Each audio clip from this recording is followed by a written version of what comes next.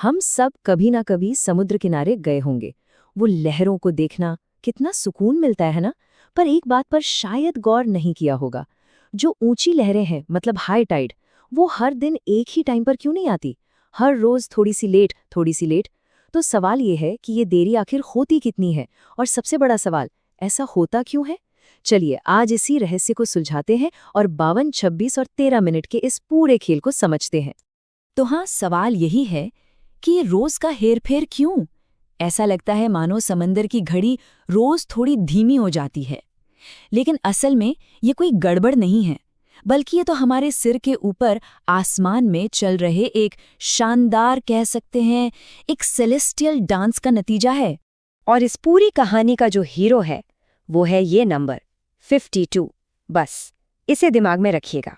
इसके बाद आता है एक और नंबर, ठीक इसी का आधा, 26। और आखिर में 13। बस यही 3 नंबर हैं, 52, 26 और 13। ज्वार भाटे की पूरी पहेली इन्हीं में छिपी है। तो फिर चलिए इस अजीब से लगने वाले मैथ्स को डिकोड करते हैं। देखिए, ये नंबर कोई रैंडम नहीं है। ये तो धरती और चांद के बीच जो एक बिल्कुल सटीक कॉस्मिक बैलेंस है ना, ये उसी का हिस्सा है। अब ये जो देरी है ना, इसका असली राज सिर्फ हमारी धरती पर नहीं है, ये तो हमारे और चांद के रिश्ते में छपा हुआ है। इसको समझने के लिए हमें जरा पृथ्वी से ऊपर उठना होगा और स्पेस से इसे देखना होगा। यहाँ जो हो रहा है वो सच में कमाल का है। जरा सोचिए, एक ही वक्त पर 2 चीजें हो रही हैं। पहली, हमारी धरती अपनी एक्सिस पे घूम रही है, जिससे दिन रात होते हैं, ये तो हम जानते ही हैं। और बिल्कुल उसी वक्त चांद भी धरती का चक्कर लगा रहा है। ज्वार भाटे में जो देरी होती है ना, उसका सारा का सारा राज इसी डबल मोशन में छिपा हुआ है। इसको ना एक तरह की रेस की तरह समझिए। धरती ने 24 घंटे में अपना एक चक्कर पूरा किया, ठीक, लेकिन जितनी देर में धरती घूमी उतनी देर में चांद भी तो अपने ऑर्बिट में थोड़ा आगे बढ़ गया ना। अब धरती को चांद के ठीक नीचे आने के लिए थोड़ा सा और घूमना पड़ता है, मतलब उसे कैचअप करना पड़ता है।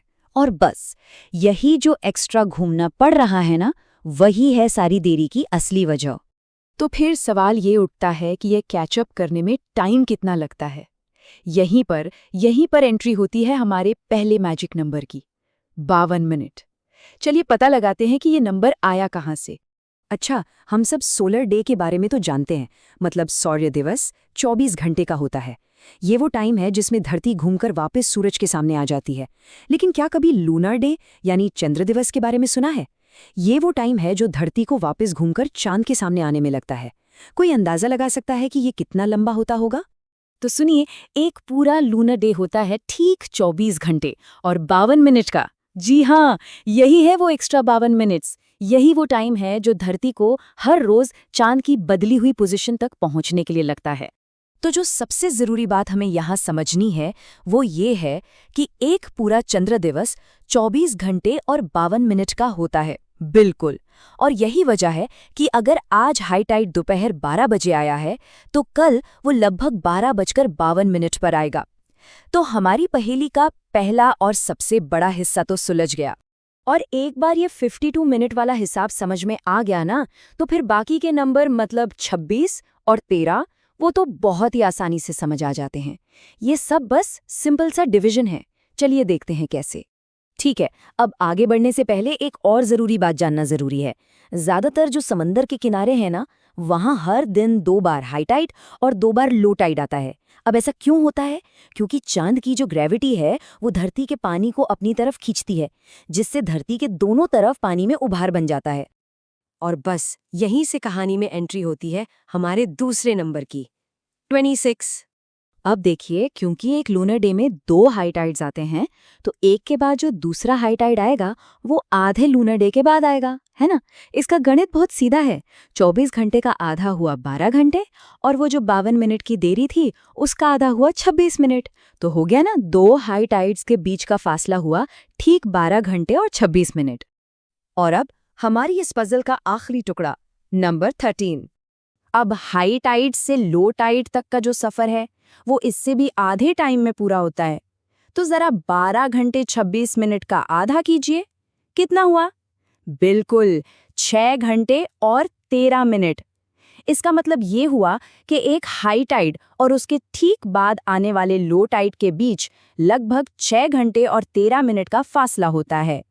तो ये सब मिलके बनाते हैं समंदर की अपनी एक परफेक्ट एक खगोलीय घड़ी, एक ऐसी घड़ी जो धरती के घूमने और चांद के चक्कर लगाने की स्पीड से चलती है।